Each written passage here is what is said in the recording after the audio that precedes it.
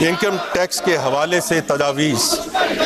سب سے پہلے ہم اس جگہ ریلیف دے رہے ہیں جہاں اس کی سب سے زیادہ ضرورت ہے۔ تنخواہ دار طبقے کے لیے ریلیف۔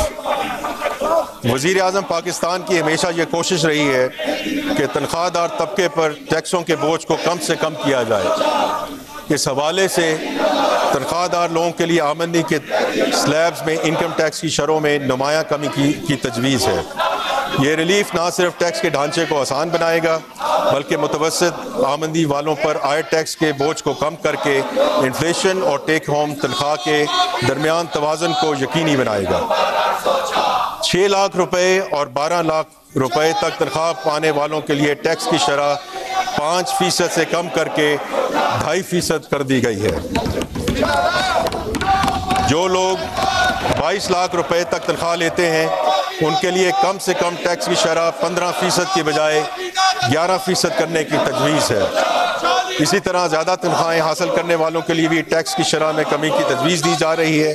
22 لاکھ روپے سے 32 لاکھ روپے تک تنخواہ لینے والوں کے لیے ٹیکس کی شرح 25% سے کم کر کے 23% کرنے کی تجویز ہے۔ یہ اقدام ٹیکسوں کو منصفانہ بنانے اور ٹیکس ادا کرنے والے تنخواہ دار افراد پر بوجھ کو کم کرنے کے لیے حکومتی عزم کا آئینہ دار ہے۔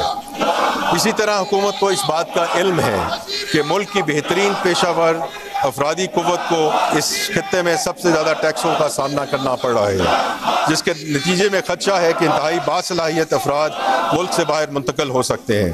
اس لیے ملک سے برین ڈرین کو روکنے کے لیے 1 کروڑ روپے سے زیادہ آمدنی والے افراد پر عائدہ سرچارج میں 1% کمی کی تجویز ہے۔